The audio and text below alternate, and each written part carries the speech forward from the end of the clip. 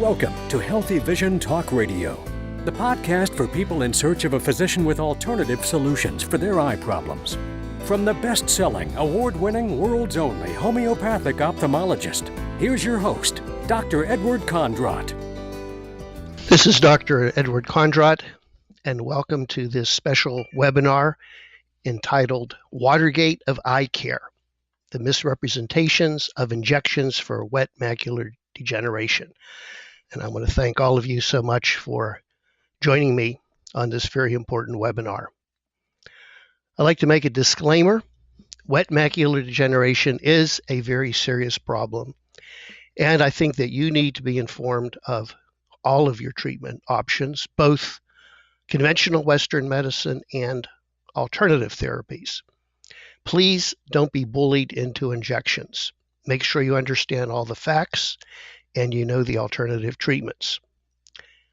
This webinar is not a substitute for medical advice. If you do have wet macular degeneration, you need to be under the care of an experienced eye specialist. And I do highly recommend you get a second opinion and even a third opinion.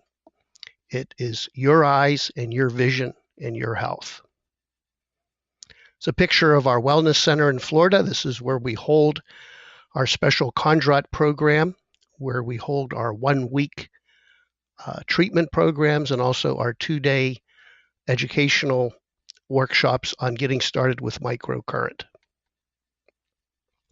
According to the Archives of Ophthalmology, age-related macular degeneration affects more than 1.75 million individuals in the United States. And this number will increase to almost 3 million by 2020. There are 200,000 new cases of wet macular degeneration that are diagnosed each year in North America. Here we see the changes in macular degeneration. On the left is a normal-looking macula, and on the right we see some changes that occur in macular degeneration. And in wet macular degeneration, there's leakage and hemorrhage. This is where the process begins. Because of lack of oxygenation, decrease in circulation, new blood vessels begin to grow. This is the choroid, very vascular structure of the eye, and new blood vessels grow into the retina. This is the retina, the neurosensory area. And when they grow into the retina, they have a tendency to leak and bleed, because these new blood vessels are very fragile. This is one of the earliest changes in macular degeneration. It's called drusen, accumulation of waste products that are deposited, and they cause a weakening and a decrease in oxygenation, which then causes these new blood vessels to grow and to bleed like this. And this is a massive bleed in the back of the eye. I believe that injections are not your best option. This is based on over 35 years of practicing ophthalmology. Injections are not your best option. They might be necessary at times, but I really hope that all of you will consider alternative therapies as your first line of treatment. Let's look at the facts, and I think these facts will speak for themselves. First, we have to understand what is VEGF. VEGF, which is vascular endothelial growth factor. This is a chemical signal that stimulates angiogenesis. Angiogenesis means new blood vessels in a variety of diseases, especially cancer, and in wet macular degeneration. These new blood vessels are very fragile and have a tendency to bleed. Bevacizumab Avastin was the first ophthalmic anti-VEGF drug approved by the FDA in 2004. And this targets a specific type of protein thought to cause the abnormal blood vessel growth. Avastin currently has FDA approval for treatment of metastatic colorectal cancer, but not for macular degeneration. So eye doctors are using Avastin off-label to treat these new blood vessel growths in the back of the eye. Let's compare Avastin versus Lucentis. Lucentis, ranibizumab, Trade name Lucentis is an antiangiogenic that has been approved to treat wet macular degeneration. Its effectiveness is similar to that of Avastin, but the incidence of side effects appear to be less than Avastin. But the cost is higher. Typically, the cost of Lucentis is $2,000 a dose, while the equivalent dose of Avastin typically costs $50. Now, it's interesting. There have been some large clinical trials which randomize patients. And by randomize, patients will either get the actual injection or they'll get a placebo, which is nothing.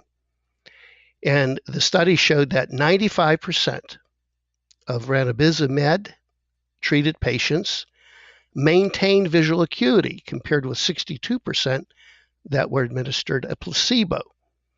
So it's kind of interesting. Over half of patients, if they don't get anything, will maintain vision. But 95% of those treated will maintain vision. So it's interesting how they defined maintaining vision. So vision maintenance and loss were defined a loss of less than 15 letters. My goodness, 15 letters is 3 lines on the eye chart. In other words, you could lose 3 lines on the eye chart, and according to this study, still be defined as having stable vision. To me, I don't think this is a very good study. There was another study done, comparison of age-related macular degeneration treatments trial, the CAT trial. This was published in New England Journal of Medicine. This trial showed that the 2 drugs, Avastin and Lucentis, had equivalent effects on measurements on visual acuity, but serious adverse events were more common with the Avastin or bevacizumab arm of the trial. Now we have to look at the cost. Adding injection costs, the total cost of treatments for 2 years can exceed $50,000 for one eye. So if someone has 2 eyes, that can be over $100,000 for 2 years of treatment. It's recommended that the injections be given every 4 to 6 weeks, but many ophthalmologists are increasing the time between treatments to observe patients closely without treatment once they feel it is safe.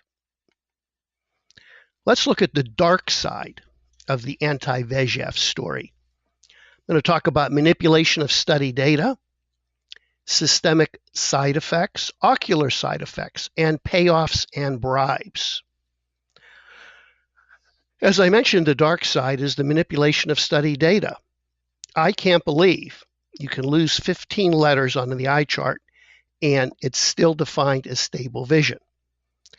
If I have a patient that even loses 2 or 3 letters on the eye chart, I consider that a failure when I'm doing alternative treatments. Systemic side effects have been reported. Thromboembolic events such as a stroke, myocardial infarction and angina, gastrointestinal perforation, a bleeding ulcer, hemorrhage, hypertensive crisis, congestive heart failure, and neutropenic sepsis. And neutropenic sepsis means there's loss of white blood cells, which leads to a systemic infection. All these are very serious systemic side effects. And as an alternative doctor, I believe that no matter what treatment you institute, it should have no or extremely minimal side effects. The FDA has stated that Avastin, when used to treat cancer patients, has been shown to increase the risk of stroke and heart attack. Patients who are receiving blood thinning agents like aspirin must be precluded from using Avastin. And of course, the use of aspirin brings up a whole nother issue that I believe the use of aspirin is actually contributing to the incidence of wet macular degeneration. So those of you that are taking aspirin, I would consult with your doctor. Is it absolutely necessary? Let's look at the ocular side effects. Endophthalmitis can occur. Severe infection, which usually leads to blindness. You can develop a retinal detachment with these injections. Glaucoma can develop, cataract, And more recently, a shocking study was reported to show that retinal atrophy is a very common occurrence after repeated injections of these agents. A team of researchers led by Dr. Grunwald at the University of Pennsylvania published a study of over 1,000 CAT patients whose color fundus photos or fluorescein angiograms showed no visible signs of geographic atrophy at enrollment. After 2 years, the researchers found that geographic atrophy, retinal atrophy, had developed in 187 patients, or 18.3% of those being studied. That's close to 1 out of 5 patients. 1 out of 5 patients, 20% incidence of developing this serious complication. On the left, we see an eye that has some areas of bleeding in the center, classic for wet macular degeneration. And after injections, you see death of retinal cells, atrophy. Now we also have payoffs involved. New York Times has revealed a secret rebate program, which Lucentis' manufacturer Roche has recently started, offering physicians financial inducements, about $60 per dose. So many retinal specialists perform over 1,000 injections a year, and some perform far more. Therefore, you can see that there is a financial incentive. Are they looking out for your best interest, or is this a financial incentive to institute these injections? So let's look at alternative treatments. Number one, there's no systemic side effects. Very, very little. No ocular side effects. These treatments are safe. There hasn't been any study data manipulation. And there's no kickback from Big Pharma, because Big Pharma does not own these therapies. So patients often ask me, well, Dr. Kondrot, if they work so well, why haven't you published your data? Well, I have. Recently, in Alternative Therapies in Health and Disease, a peer-reviewed journal has accepted, and this will be published, a review of 152 patients that I've treated using alternative therapies over a 3-day time period. And I'm very excited about this because I hope that this will open the eyes of other eye doctors that these therapies do have a role. So let's look at my results. Acuity improvement in these 152 patients, and you can see that the majority of patients, 92%, had some improvement of vision.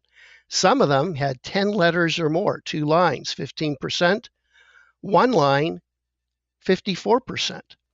So greater than half, 69%, had greater than 1 line improvement. This is after 3 days of treatment. And I'm now looking at long-term studies, 6 months and a year, and I hope to be publishing that. So let's look at wet macular degeneration. You're probably asking me, do these therapies work for wet? So this is the results for wet. 1 to 2 lines. 2 lines or greater, 8%. 10% of patients had 2 lines or greater. 1 to 2 lines, greater than 10%. Less than 1 line, 20. So you can see that the majority of patients had an amazing change of acuity.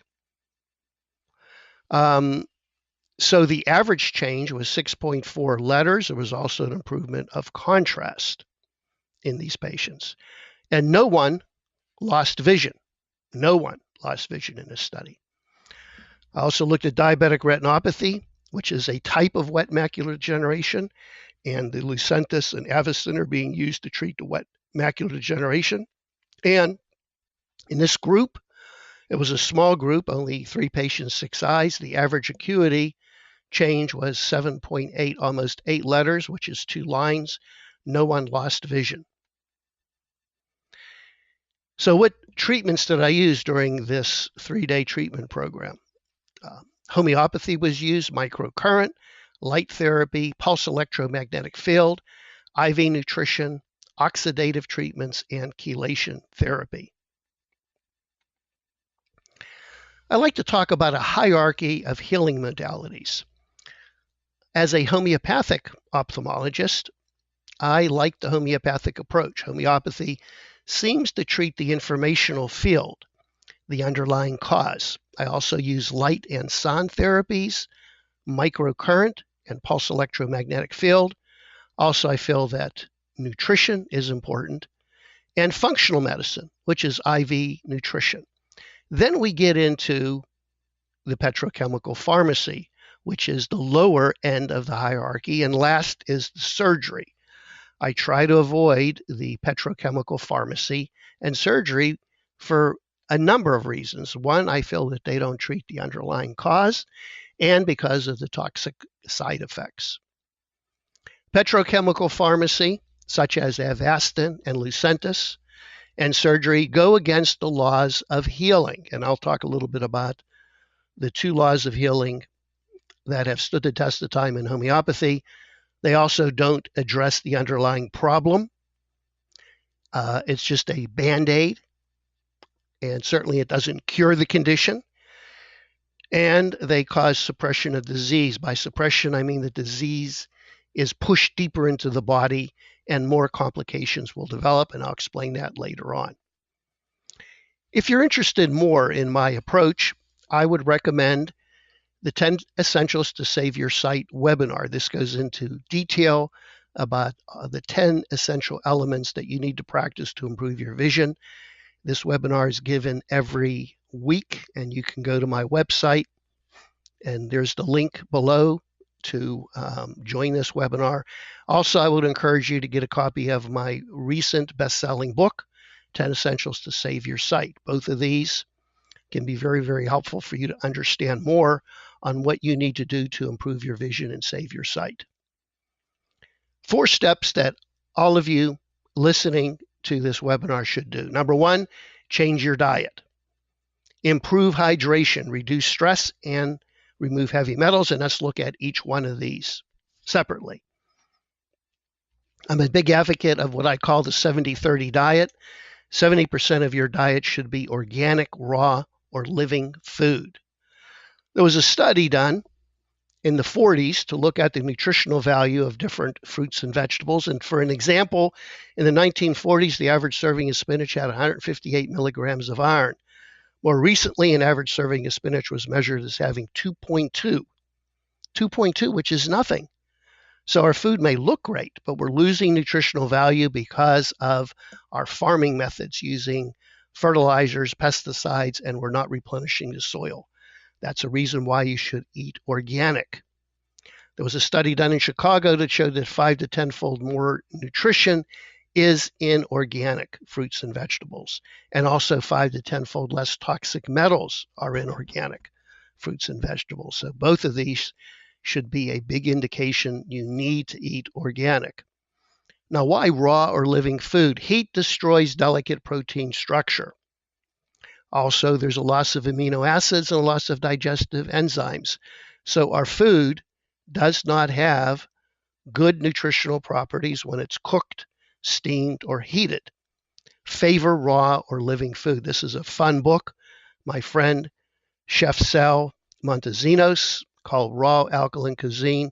Raw food can be fun and at the same time very nutritious. Avoid genetically modified food. GMO food is banned in Europe. Even in Mexico, they've banned genetically modified corn. But here in the United States, we have embraced GMO. Many problems with GMO food. If you want more information, read the book Seeds of Deception. Excellent book to talk about what is happening to our food supply. The bottom line is we're poisoning ourselves with these genetically modified organisms. Avoid corn and high fructose corn syrup. Corn is not a true source of sugar. It is shunted more towards fat storage, and there are levels of mercury in some of the high fructose corn syrup. When I traveled through Europe, you cannot find high fructose corn syrup. Genetically modified corn is banned in Europe. You need to look at a more natural sweetener that avoid high fructose corn syrup. Second item is proper hydration. A great book, Your Body's Many Cries for Water, written by Dr. Batman Jaldi, feels that many chronic diseases that we have is related to poor hydration and dehydration. Hydration is essential to remove toxins from the body and for cellular function. I recommend that you drink 1/2 of your body weight in ounces of water. So the question is, where are we going to find a good source of water?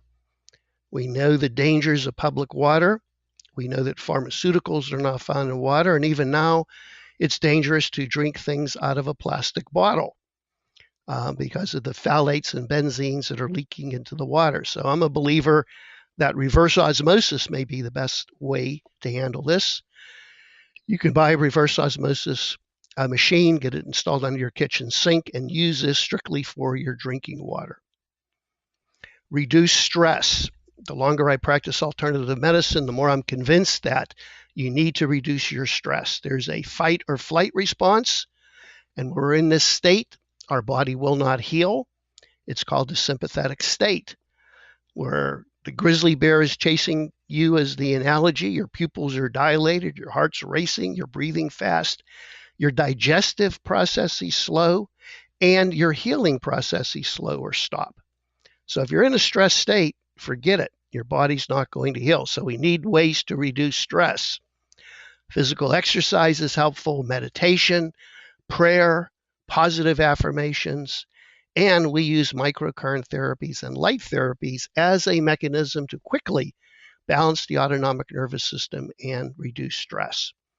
And one of the primary treatments that I believe in is doing therapies that can balance the autonomic nervous system and induce a state of relaxation so your body can naturally heal.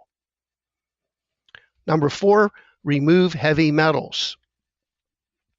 I believe that heavy metal toxicity is a contributing factor in all chronic eye disease, and you need to be tested by a 6-hour urine test. A simple blood test or urine test will not work because these heavy metals are locked into your bone, your muscle, your fat, your eye, and your brain. You need something to make them soluble and then collect them, and it's called a 6-hour urine challenge test. This is an example of the test. Very commonly, I see elevations of lead, that's PB right here, in just about every eye patient I see. How do we treat this? Chelation, using a mixture of EDTA, ethylene diamine tetraacetic acid. It's a molecule that binds these heavy metals, makes them soluble, and removes them from your body. You can do chelation intravenously, rectally, topically, or orally. You need to consult with an alternative doctor to find the best way for you. There was recently the TAC study, trial to assess chelation therapy. This was a 5-year, $30 million study sponsored by the National Institute of Health. They studied 1,700 high-risk cardiac patients. And at the end of the 5 years, there was 26% fewer heart attacks, 26%, 38% fewer in the diabetes subset. Now, they didn't look at eye problems, but if you're improving the cardiovascular system, I guarantee you're also improving the vascular system to the eye. And every patient I see that undergoes chelation therapy will have an improvement of their vision. So this is something very important to consider, especially if you have diabetes and especially if you have heavy metals in your body. Now, let's talk about homeopathy and the homeopathic approach to treating disease, because this is a big part of my practice. Who was the first homeopath? And most of you will say Samuel Hahnemann, but you're wrong. It was Moses. This is from the Bible, Exodus 32:20. And he took the calf which they had made and burnt it in the fire, ground it into powder, and stewed it upon the water, and made the children of Israel drink it. Well, this is how we make our homeopathic remedies. We burn it, we grind it into powder, we put it into water, and we drink it. Now, it's interesting, in homeopathy, gold, the calf was made from gold, is a remedy used to treat depression and despair. So I think Moses had the right remedy, because at that time, the children of Israel did have depression and despair. Homeopathy is based on certain laws. And I believe that using the homeopathic approach, chronic disease can be reversed and cured. I'm convinced because I see it all the time. Chronic disease, and I'll repeat that, can be reversed and cured. Contrary to what you might hear from traditional doctors, nothing can be done. Homeopathy is based on certain principles. One of them is respecting the wisdom of the body. If you believe our body is made in the likeness of God, then I would think that our body has a wisdom. When we do develop symptoms, it's because our body needs these symptoms to maintain a balance or homeostasis. So there are two laws I'm going to talk about, the law of similars and Hering's law. The law of similars states a substance that causes symptom in a healthy person will cure this symptom in a diseased state. Example, belladonna produces a fever, redness in the face, and throbbing headache. So if somebody has these symptoms, homeopathic belladonna will cure those symptoms. When I had severe adult onset asthma, and I almost died twice, I was taking 3 petrochemical drugs that were maintaining my breathing, and my pulmonary specialist said, make sure you take these medicines every day. If you don't, you're going to die. I was miserable. Homeopathy cured me of my asthma. And I took a homeopathic remedy that actually causes asthma. This is based on a law of similars. So if the body needs to have a certain symptom, in homeopathy, we believe let's help the body by giving it something which produces those same symptoms. For example, when you're peeling an onion, you get watery eyes. Well, homeopathic allium cepa, the homeopathic onion, will treat watery eyes. If you get bit by a bumblebee, you will have marked redness and swelling and burning. So if you have redness and swelling and burning in your eye, the homeopathic bumblebee or Apis mellifica is the treatment. There's a rattlesnake at the bottom. The rattlesnake, when you're bit by a rattlesnake, you get internal hemorrhage and bleeding. And we use this often for bleeding inside the eye. Now, Hering's law is how the body heals and how disease goes into the body. The body heals in a specific direction, inside outward. So many times disease will lead the body. You'll have a discharge, a rash, and it also heals more important organs to less important organs, and a reverse order of disease. So this is important to understand because if disease is not treated properly, disease is pushed deeper into the body. For example, a child that has eczema, if it's treated with steroids, the steroids push the disease deeper into the body, and asthma may result. If you have wet macular degeneration, you're getting injections, it pushes the disease deeper into the body, and you may get a more serious problem or complication. So these injections push the disease into the body, and it goes against Hering's law, which is a fundamental law of homeopathy, and also the injections do not look at the underlying problem. So homeopathic evaluation looks not only at your eye problem, but it looks at other diseases and physical problems and your mental and emotional state. So in homeopathy, we treat the whole person. So if I treat 100 people with wet macular degeneration, each one may require a different homeopathic remedy. Now let's look at microcurrent. May 25th of this year, New York Times Magazine featured an article on the body electric, and this was all about microcurrent, how wonderful microcurrent has the potential to be, how it is curing arthritis and treating depression and various ailments. So this was very exciting that the mainstream press is beginning to recognize microcurrent. Robert Becker, who's an orthopedic surgeon, wrote the book called Body Electric, and he's a pioneer in the field of regeneration in a relationship to electrical currents in living things, and he conducted many experiments showing how regeneration occurs with an electrical current. If you block the electrical current, regeneration will not occur. Simply put, disease is a lack of electrons. We've heard of alkaline pH. We need an alkaline pH because then it's an electron-rich pH, which indicates health. An acidic pH is a deficiency in electrons, and it's an environment which indicates disease. And I believe that electrons are lacking in any disease state. So if you do have wet macular degeneration, part of the problem is lack of energy and lack of electrons, which indicate health. I was introduced to microcurrent through the great golfer Sam Snead. I was really intrigued when I read an article over 15 years ago that he was cured of macular degeneration with microcurrent, and that's when I began using microcurrent in my practice. Microcurrent came to a test. My wife and I did the 500-mile Camino de Santiago pilgrimage. It's a 500-mile walk in northern Spain. A wonderful experience. If you're interested in learning more, the movie The Way is a great movie. Field of Stars. I've interviewed Father Kevin Codd, and we also kept a blog which you can read about our adventure. And this is some of the territory, beautiful countryside, but of course you're walking 15 to 20 miles every day. And at the age of 65, my body was sore, and microcurrent came to the rescue. Here's me using microcurrent on my sore feet. And also I used microcurrent running it through my whole body to help reduce inflammation. So I have to credit microcurrent to helping me succeed.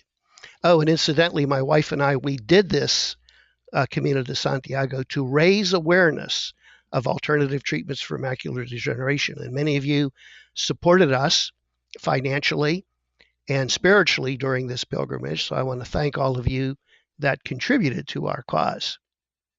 This is a book I wrote, Microcurrent Stimulation Miracle Eye Cure.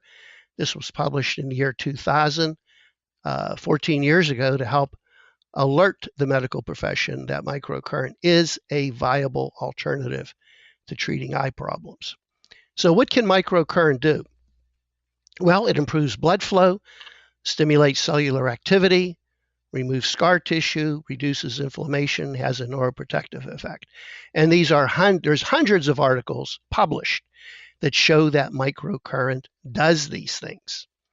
So it's obvious that if you're doing these things, it is going to help the state of your eye.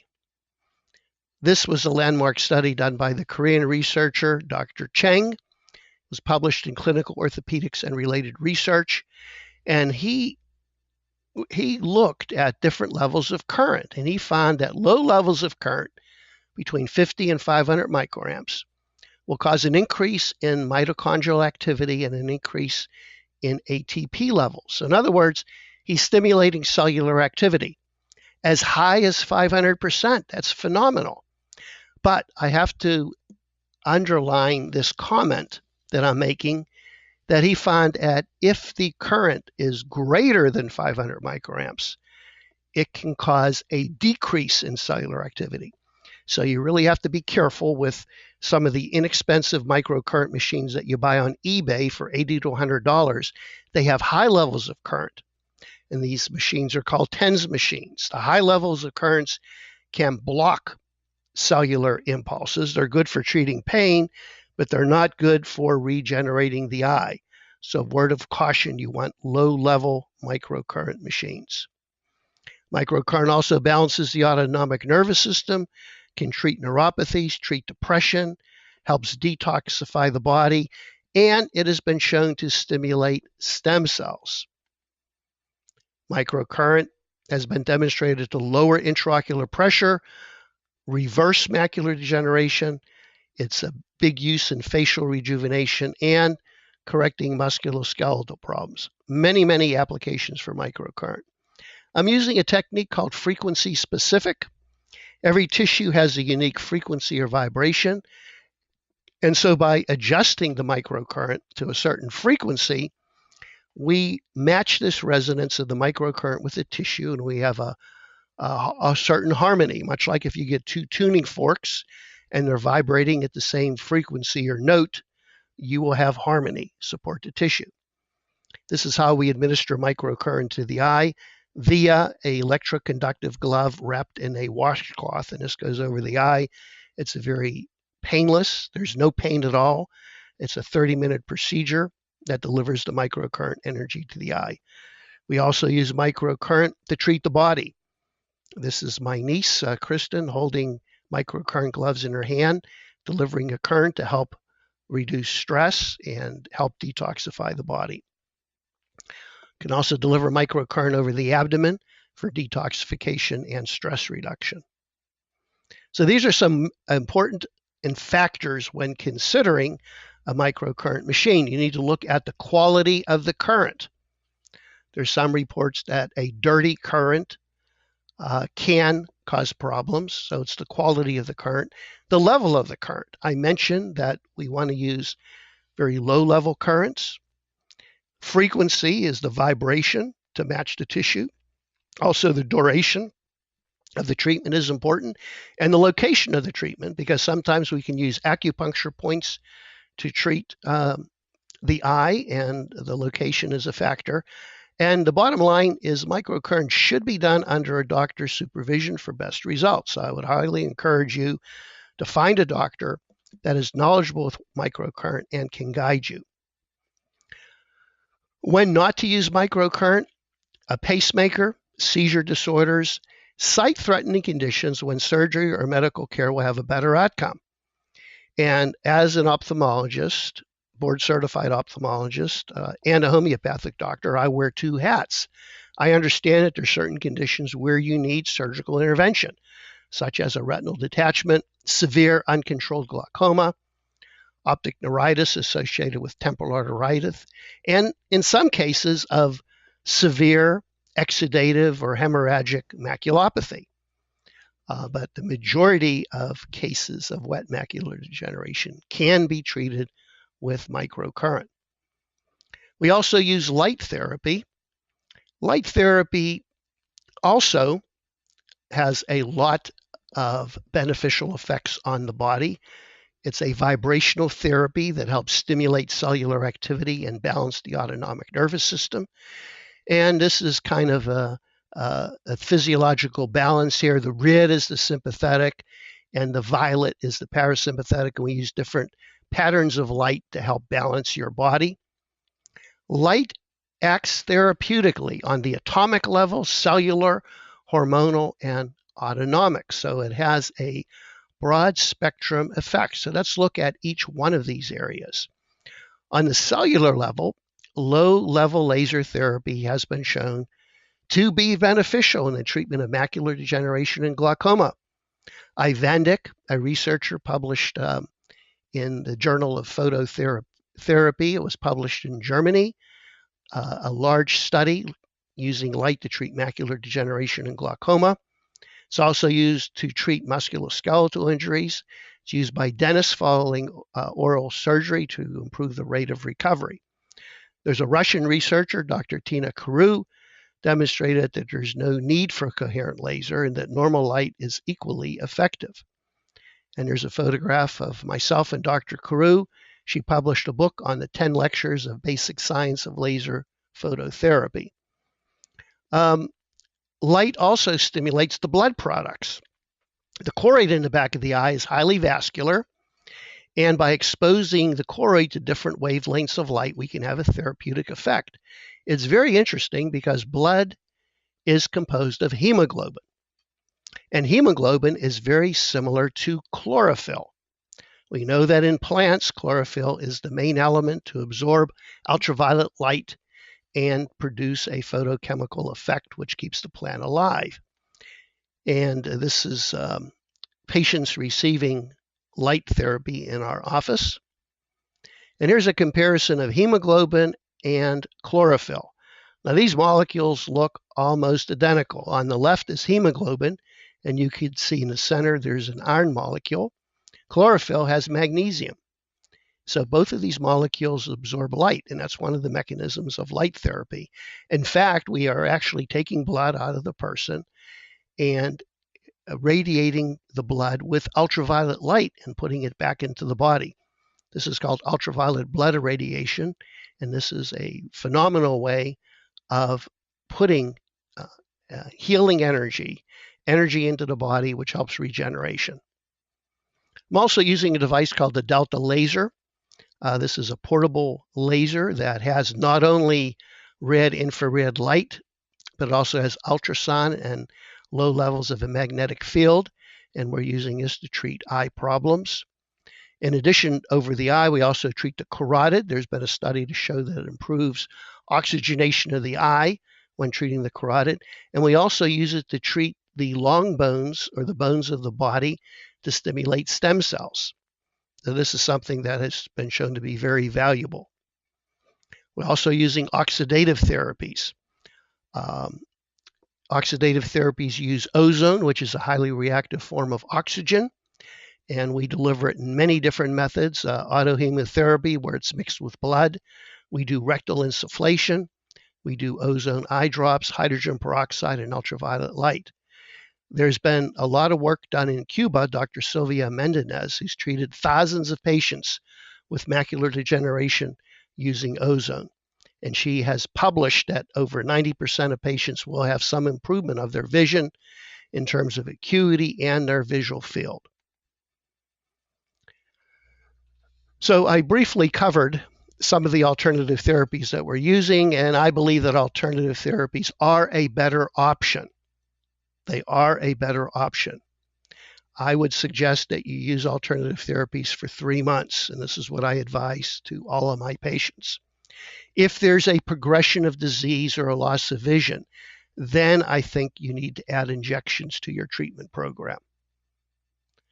In some cases, both alternative treatments and injections are needed. And I have a few patients that are receiving both injections and alternative therapies, but it makes sense to me that if you're using alternative therapies, you are going to have better results if you do need the injections. So remember, I wear 2 hats. I'm that board-certified ophthalmologist and homeopathic doctor. I want what is best for you. And I believe that the alternative therapies are certainly a better option. If you are receiving injections with poor results, then certainly add alternative therapies. If you've lost vision and have retinal atrophy, I believe that these alternative treatments can help your retina to regenerate and help you to achieve a return of some of your vision that's lost. Obviously, we're not going to regenerate your eye and return it to 2020, but these alternative therapies can put life back into the eye and help the healing process and help the regeneration. So I'd like to summarize the steps. Number 1, change your diet. Number 2, increase hydration, reduce stress, remove heavy metals using chelation, begin to use microcurrent and light therapies, and begin oxidative therapies. If you want more information on this, I would encourage you to get a copy of my book, The 10 Essentials to Save Your Sight. Now, we have various programs to help you in your quest for better vision. We have 4 ways to help you. We have the comprehensive Kondrot program, which is our signature program. We also have 1-week treatment programs that are held at the Healing the Eye and Wellness Center. We have 2-day program to begin microcurrent. We call this our Get Started with Microcurrent. Also, you can have a personal evaluation by me, either in person at the Wellness Center, by telephone, or Skype. And this evaluation will include reviewing your records, a homeopathic evaluation, and a treatment plan that is best suited for you. So the Kondrot program is our signature program. It's a 1-year program. It includes 2 1-week evaluations and treatment sessions at the Wellness Center. We have our intro boot camp in the beginning of the program for 1 week. And then we have another week treatment program at 6 months. This program includes all of your microcurrent equipment, light therapy, and ozone equipment. It also includes all the vitamins you need for 1 year and includes all your follow-up visits for a year. So this program is by far the most extensive and best program to help you if you're interested in reversing your eye problem and getting better vision. That's our Kondrot program. I'm pleased to announce that the Kondrot program is available through trained integrative doctors throughout the United States. We have doctors throughout the country. And for the list of doctors are on my website at healingtheeye.com. Treatment for each of you is tailored. I act as a coach, working with the integrative doctors, personally reviewing each case, your records, and guiding them on the right treatment protocols. But they administer the treatment. We also have 1-week treatment programs. You have a comprehensive evaluation. You have 1 week of treatments at the center using microcurrent, light therapy, energetic testing, and treatment. Our goal is to improve your vision and demonstrate to you that these treatments work. And the majority of people that do go through our 1-week program will have an improvement of vision. Then, if you're interested, you can purchase a microcurrent machine, light therapy devices, and ozone machine to continue your treatments at home. We also have our 2-day Get Started with Microcurrent program. This is a 2-day workshop to learn the basics of microcurrent. And after completion of the workshop, you can purchase either a 3, 5, or 10 program microcurrent machine. The machine will be customized for your eye condition. So this 2-day workshop does not include the cost of the microcurrent machine, but this is a great way to get introduced to microcurrent and to purchase your own machine to begin helping your eye problem. So if you'd like more information, please contact the office, and I hope that all of you will get started now with some type of alternative treatment. Remember that there are about 20 integrative doctors trained throughout the United States on doing the Kondrot program and doing these techniques. So please, you can email us at info@healingtheeye.com for more information, or you can call the office at 352-588-0477. I want to thank all of you so much for attending this webinar, and I look forward to working with you in the future to helping you to restore your vision. So this is Dr. Kondrot wishing all of you good health and clear vision. We hope you enjoyed today's broadcast. If you'd like to learn more about alternative eye treatments, access free reports, or subscribe to Dr. Kondrot's newsletter, visit us at healingtheeye.com. If you enjoyed today's show, please write a review. We love hearing from listeners. To hear more episodes about alternative eye treatments, click subscribe and download all of our previous shows. We wish you good health and clear vision.